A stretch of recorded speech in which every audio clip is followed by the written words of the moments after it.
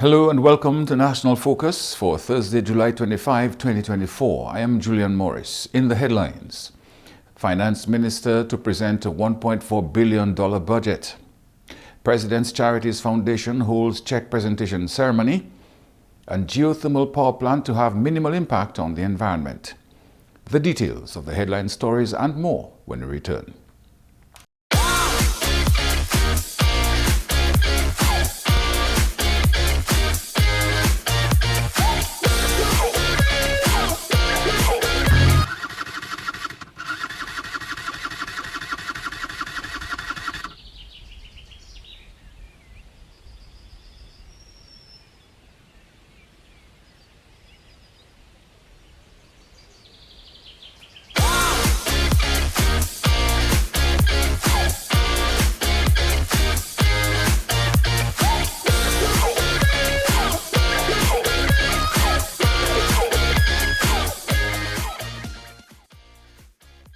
Ride safe, wear a helmet, safer roads in the nature aisle. This message was brought to you by the government of the Commonwealth of Dominica.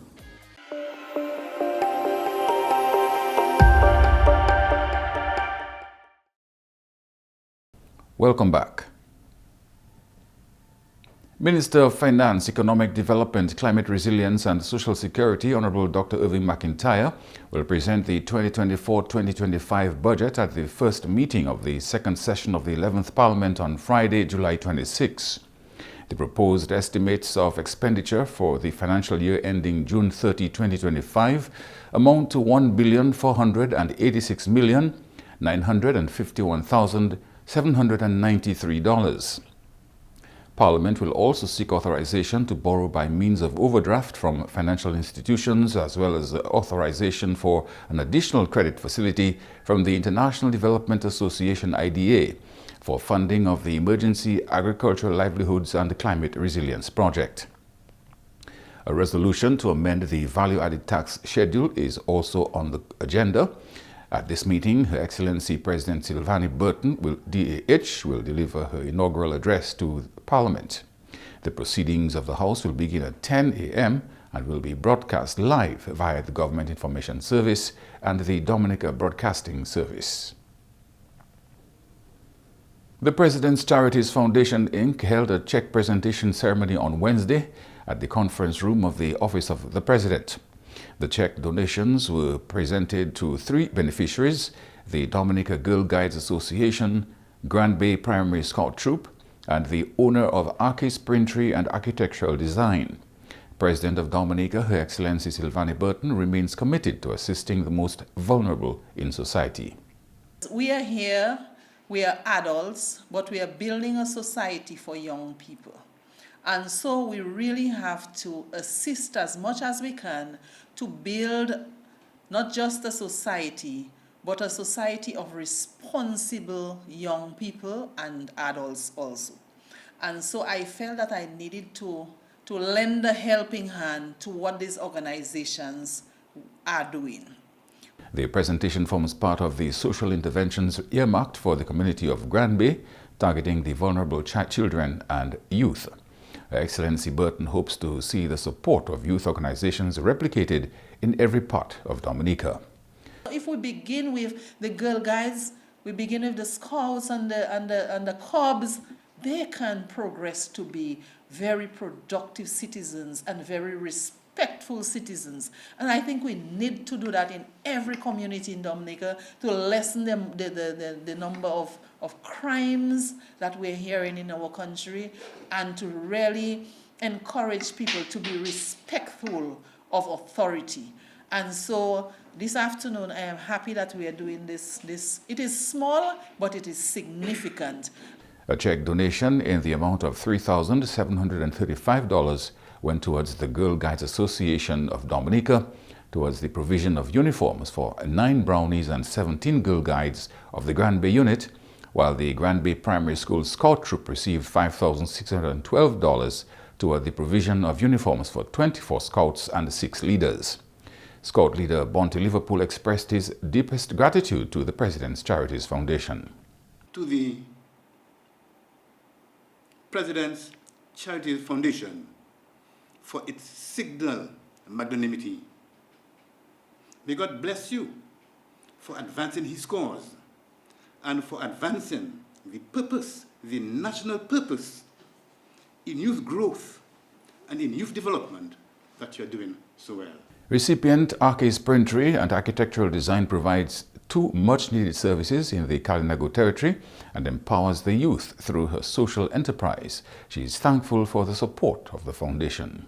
Your support will go a long way in helping us achieve our goals. As a Kalinago woman myself, her excellence, leadership, and generosity serves as a power source of inspiration, motivation, and serves a significant impact on our community. Thank you for believing in my vision for Archie's Printry and Architectural Design, and your assistance will go a very long way. Through the annual fundraising President's Charities Dinner, the President's Charity Foundation continues to support charitable organizations across Dominica. This year's President's Charities Dinner is slated for October 2024. Team leader of global consulting firm ERM, Dr. Ricardo Calvo, says there will be no significant change in the expected social and environmental impact of Dominica's geothermal power plant. Dr. Calvo was speaking at a public consultation focusing on the 2024 Environmental and Social Impact Assessment Addendum for Dominica's geothermal project. He said the tweaking of the ESIA by OMAT Technologies is not expected to impact the environment in any significant way. If the project hasn't changed, and I'm just going to tell you right away, the impacts have not changed either. Okay? So that's the update. Go ahead. Next, please. But really, we took the changes to the design. We looked to see if, with these changes, any of the impacts that we had identified in 2022 would be different, would be more, would be less. Would there be any new impact that before we didn't identify? But we have found that, again, because of the changes of the project being so self-contained and mainly about technology, it's the same story with impacts.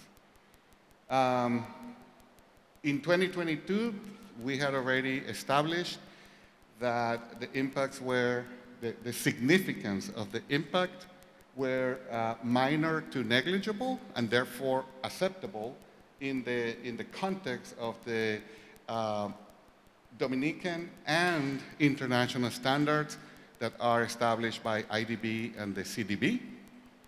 So the main point is minimal project changes creates no significant changes in impacts.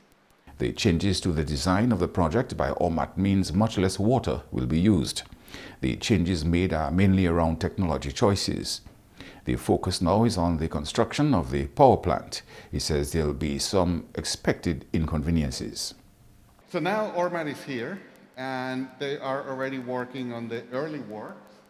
And back in Nevada and Israel, they're finalizing the designs for everything, the detailed design.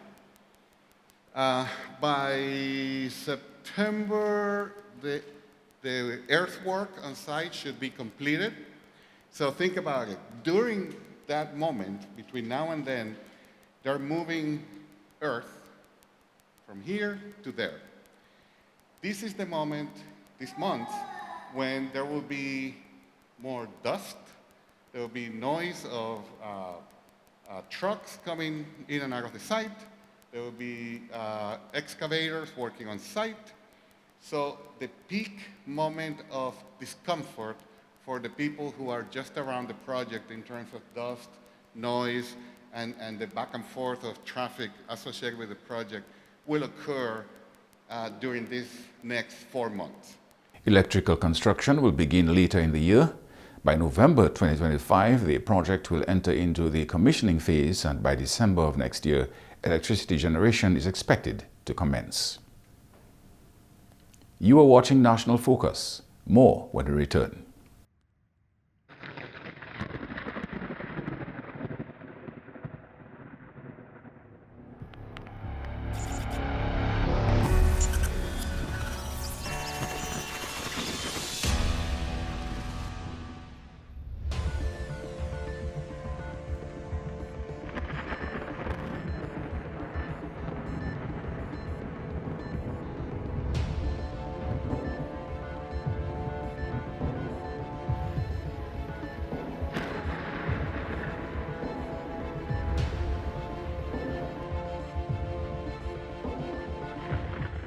Welcome back.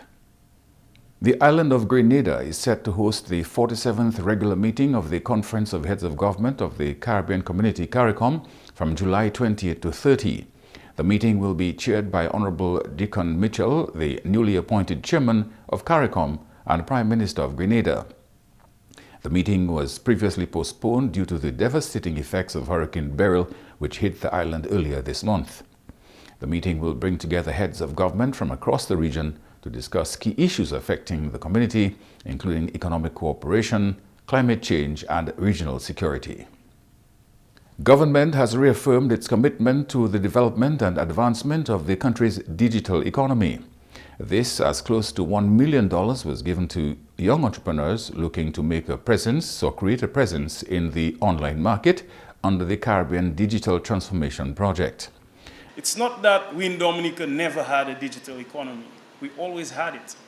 But what we have been doing over the past few years is to bring this into sharper focus, where we recognize as a people the vast opportunities that exist for you. We no longer have to feel limited or constrained by our 70,000 population, because the world market is now ours. There's no reason why you cannot have access to the 8 billion people that are out there. The advancement of the digital economy will help entrepreneurs access a wider market and expand their businesses. With the right idea, overnight, we could have access to so many people, so many more people. It's that opportunity to give us a chance to diversify. While it's important that we have security in all other markets, in tourism, in agriculture, and so many more areas, but it's that opportunity to provide some of us with different interests, that opportunity to diversify. The investments being made in the entrepreneurs is evidence of government's commitment to the expansion of the digital economy. We have something special, our human capital, our people. You are special. And this is why we believe we need to continue to invest as a government in our people. Digital economy gives you that opportunity. You don't have to go through a middleman or middlewoman. You have direct connection to the world, all 8 billion global citizens. This is what we have been provided. And the government, we are effectively putting our money where our mouth is, that over $70 million, because we have started with the resilience agenda, not only to do a readiness assessment, but to actually craft a strategy. Government has made significant investments over the years in a bid to incorporate technology into the government system. They have, over the years, invested in the network architecture and enterprise for Dominica, invested in better broadband connectivity. That has happened. To create a space where there isn't a monopoly on businesses and services, but one where the smallest business could have a chance for equity to make a name for itself. This is what they have been focusing on. To create an environment where there is even greater efficiencies in the service that we offer. To invest over $8.5 million in health management information systems. The Roseau Central Summer Camp recently visited the Chinese Embassy in Mont Daniel. The children participated in a cultural exchange program that included learning calligraphy, paper cutting, and tasting Chinese cuisine. They also played games such as ping pong, badminton, and pools. The open house event brought together around 70 children from Roseau and the Chinese community in Dominica to experience the rich culture of China. We want to continue to strengthen our relationships with China on a government level, but also on a people-to-people basis. So we're here today to have some fun and to learn and to also experience some of the culture of the Chinese people. And I want to thank you, Ambassador. Thank you to the staff of the embassy for embracing this opportunity. And I do hope that maybe we can make this into a yearly event. Maybe we can have more children next year. Maybe we can share more experiences. And I think this will foster greater relationships on a people-to-people basis as well as in our children. The event was attended by Member of Parliament and Housing Minister Honorable Melissa Popon-Skerrit, Chinese Ambassador His Excellency Chu Maoming, embassy diplomats and representatives from Chinese institutions and enterprises in Dominica. Ambassador Chu welcomed the children to the embassy and gave a brief introduction to Chinese traditional culture and achievements in modernization. He encouraged the children to engage with Chinese culture, visit China in the future, and help contribute to the development of their hometown with the knowledge they gain from China. China is above 1,005 years old. Since you are studying in school, you know that there were 4 ancient civilizations. China is the only surviving ancient civilization that has lasted several thousand years. So during the 5,000 years, the Chinese people have created a lot of things that we are still using. For example, the Chinese character. We have built the Great Wall. If you have opportunities to visit China, you may climb to the Great Wall. Meanwhile, participant of the Roseau Central Summer Camp, Catalea Popon, was excited to learn about the Chinese culture. We're going to cook their Chinese food, learn some of their games, some languages. It really inspires me and motivates me. So I'm very blessed to have this opportunity, and others who are out there, please visit China. The Chinese Embassy's open house event provided a unique opportunity for the children of Dominica to gain a deeper understanding of Chinese culture and forge stronger bonds with their Chinese counterparts. Coming up next, the Creole News Highlights with Jeno Jacob.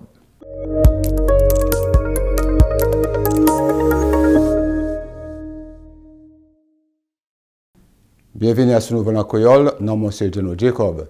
Ministre pour Finances, Dr. Irvin McIntyre, qui présentait le budget 2124 pour 2025 en premier meeting, deuxième session en 11 parlement demain vendredi. Estimation, c'est au moins 1,4 billion de dollars. Parlement qui est gardé pour autorité pour préparer l'argent overdraft hors Association Développement International. L'agence là, c'est pour développer l'agriculture et puis projet résilience climatique. Président Dominica, Excellency Sylvanie Burton, qui a délivré l'adresse li. Le Parlement qui a commencé à 10h demain matin. Fondation Charité, président Dominique, fait 3 présentations Cheque hier. Ça prend place en State House là. Association Girl Guide Dominique, Scout Troop, l'école primary Gwambe, et puis Aki Printry et puis Architectural Design recevoir chèque de président Excellency Sylvanie Burton. L'argent de chèque là, ça c'est que Wendy développé jeunes gens Gwambe. Scout Troop Gwambe tapé $5,612, Girl Guide tapé $3,735 pour gagner uniforme.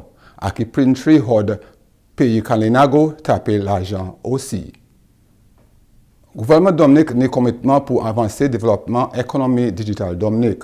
Moi, ça, le gouvernement a jeune business au moins $1 million. 67 petits business tapé l'argent grand. Il a servi l'argent pour vendre produits digital sur Internet. Le gouvernement a tapé l'argent de World Bank, ça c'est Banque la Terre. Moun qui a gagné produits de Dominique sur ligne, ça c'est sur Internet. Roseau Central Summer Camp visité embassy chinois à Mont Daniel. Ça prend place semaine là. Les gens de ville Sainte Roseau participer à un échange culturel. Ils apprennent contre la culture chinoise. 70 légions et puis moun chinois participer à l'activité. Dominique ni 20 années relations diplomatiques et puis pays chinois. Ça c'est tout à ce nouvel en créole. Changez-nous en temps cyclone, mettez tout document comme passeport en plastique pour que l'eau la pluie pas mouiller. Écoutez radio et puis télévision pour information. Non, monsieur Jeno Jacob, au revoir. And now for the weather advisory. A tropical wave is affecting the area. Moisture and instability associated with this wave is expected to impact mainly the extreme south of the region.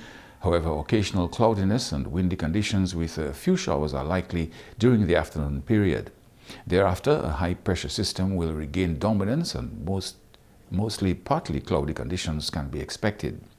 An increase in dust haze concentrations can be expected to be maintained, resulting in a reduction in air quality and visibility. People with respiratory sensitivities are advised to take the necessary precautions and to avoid complications. Fisherfolk are advised to use the necessary devices for safe navigation due to reduced visibility when venturing out to sea. Moderate seas can be expected in open water with waves peaking near 8 feet during the next 24 hours. A small craft advisory is now in effect for above normal seas and high wind speeds. Small craft operators and sea bathers are advised to be on alert and to exercise caution. And as we're in the midst of the hurricane season, it's crucial to take proactive steps to protect yourself and your family. Today's tip: ensure that the elderly are prepared.